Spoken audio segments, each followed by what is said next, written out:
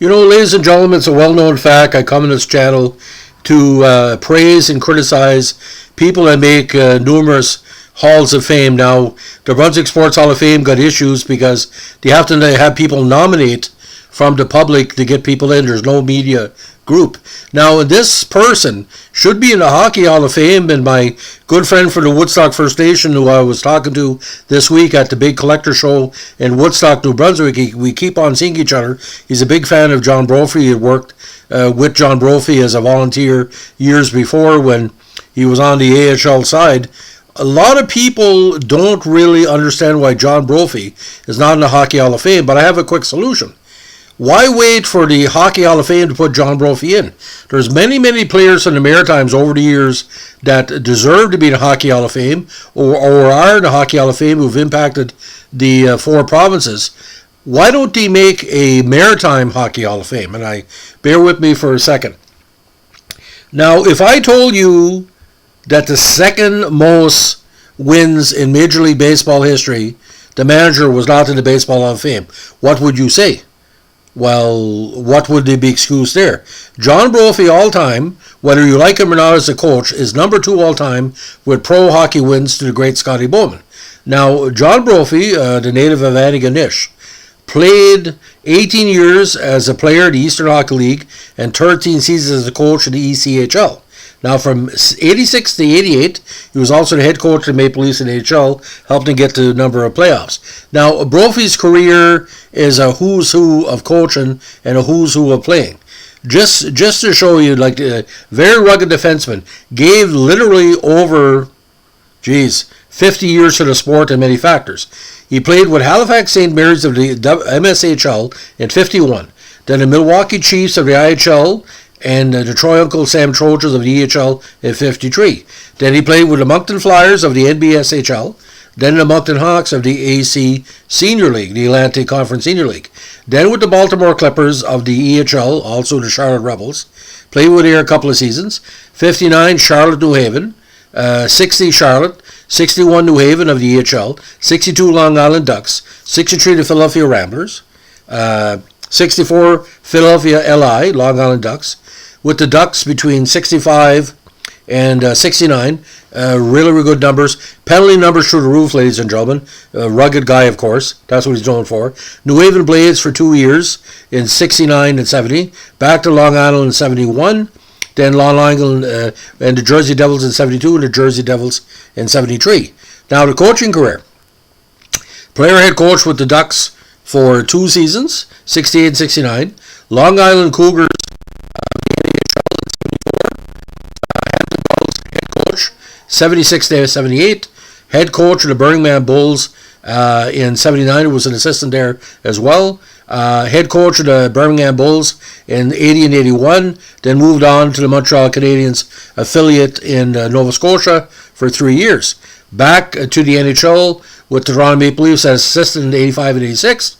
Also coach in St. Catharines 86 for the AHL playoffs. 87, 88, and part of 89. Head coach of the Maple Leafs, got them to the playoffs twice, ladies and gentlemen, and a second year despite a 29, 40, and 10 record. Then with the Hampton Roads Admirals from 1990 to 2000.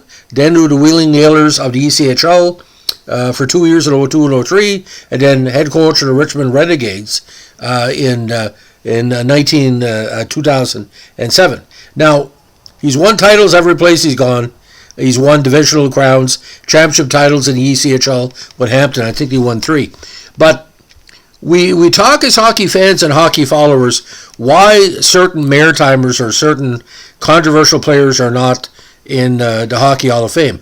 Does John Brophy deserve to be there? Of course he does. Now, maybe the media in Ontario and Quebec don't really want to because, you know, small town boy like from Antigonish, how much pull are you going to have? You talk to any Maritimer when you think about John Brophy, warts and all, he's a legend. It's just like Don Cherry. Does Don Cherry belong in the Hockey Hall of Fame? What he's done to support the sport, whether you agree with him or not, and what he's done in Boston and other aspects of his coaching career deserve to be recognized. Now, A tough defenseman in the EHL, he racked up more than 4,000 career penalty minutes between 55 and 73, the most in NHL history. He retired at the age of 40 to went on to coaching. Now, different things have really hurt him as well. The fatal car accident in '67, where his pastor passed away. He had a problem for a while with criminality on the ice. We'll get into in a second. But in New York State, he was very, very popular, especially with Buffalo Sabre fans, because of his connection with various AHL New York fans and teams. And our good friend, Sabres fan, that talked about the other day. Thank you for posting the Brophy on your site, Sabres fans.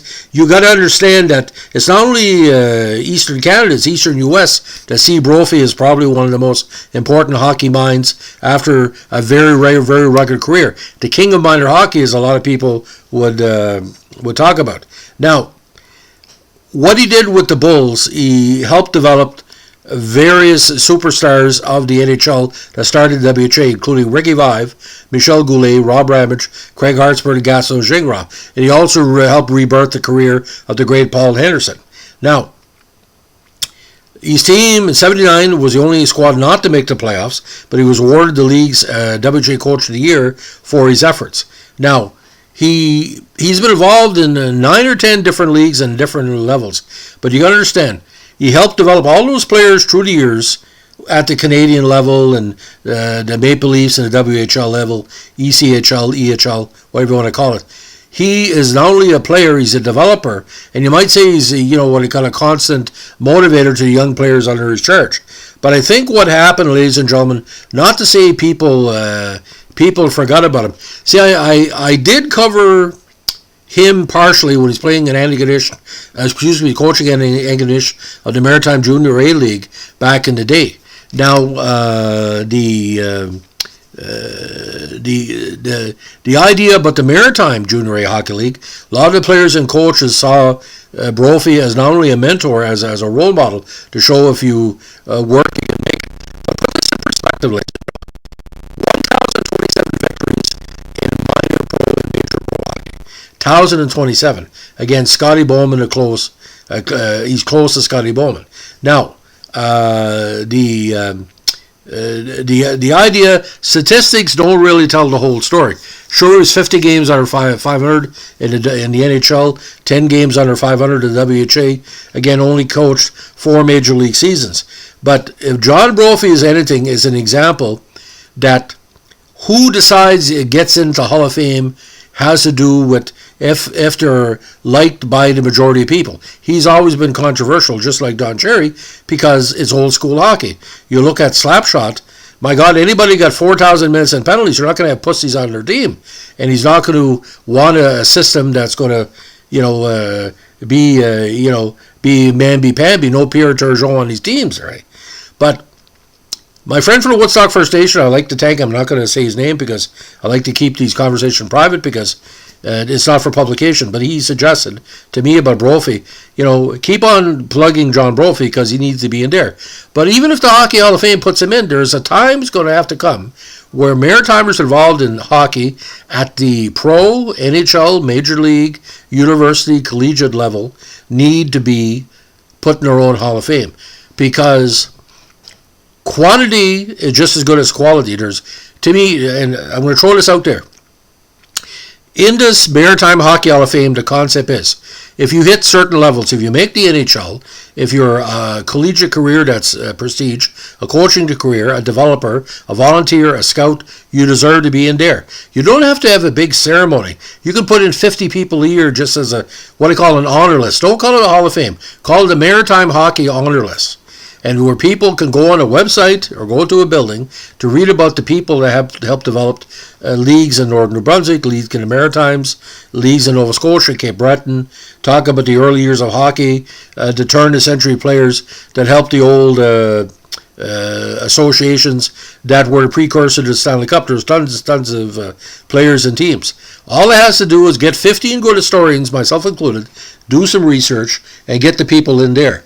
And that when the younger people are coming up, there's a legacy. it's okay to have sports halls of fame, but hockey is Canada's sport. There's no doubt about it. You should have enough information out there to say, let's recognize people that deserve to be recognized, and use the Brophy factor. John Brophy not in the Hockey Hall of Fame is a disgrace.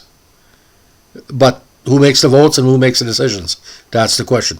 So, ladies and gentlemen, if you like what you're doing here with our podcast on vintage hockey, or what you call Original Six, or the WBHA, the old NHL, let us know with a like, comment, or subscribe. But don't forget, ladies and gentlemen, keep on fighting for your hometown heroes.